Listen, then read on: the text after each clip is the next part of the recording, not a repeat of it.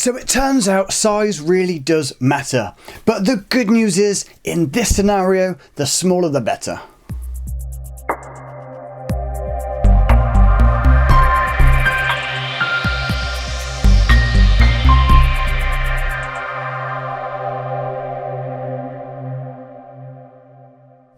That's right, today I'm talking to you about the size of your lines. What did you think? Not all line boards are created equally.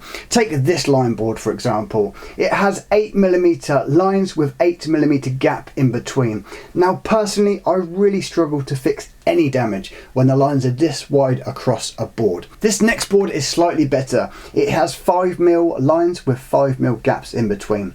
And this is pretty good for starting damage, but again, when it comes to those finishing stages, the lines are still a little bit too thick and I really struggle to pick out those fine details. So the board that I actually use myself day in day out is this one here. It's known as a tight lined board, and the lines are just 3mm with a 3mm gap in between. Now it may not sound a lot, but I promise you it makes all the difference, especially in those finishing stages. You often hear that you cannot fix what you cannot see, and by using the tight lined in this board, for me it's like turning the repair into HD. I can suddenly pick up a whole load of detail, the micro highs, the micro lows that a wider board just couldn't allow me to see. So if you are a line board user and you're struggling in the final stages at getting a really clean finish, take just a couple of minutes, actually measure the width of the lines on your board.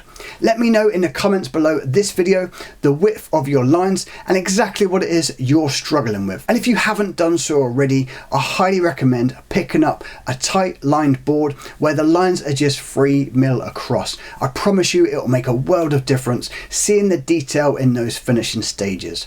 So I really hope you've enjoyed today's video and found it useful. As always, if you have, don't forget to give us a thumbs up, like the video, leave your comments below, and if you haven't done so already, of course you can subscribe to my channel. It really helps my channel grow and keeps me doing more videos like this to help you understand a little bit more about paintless dent removal. So that's it from me. I hope you've enjoyed this one, and as always, I'll see you in the next.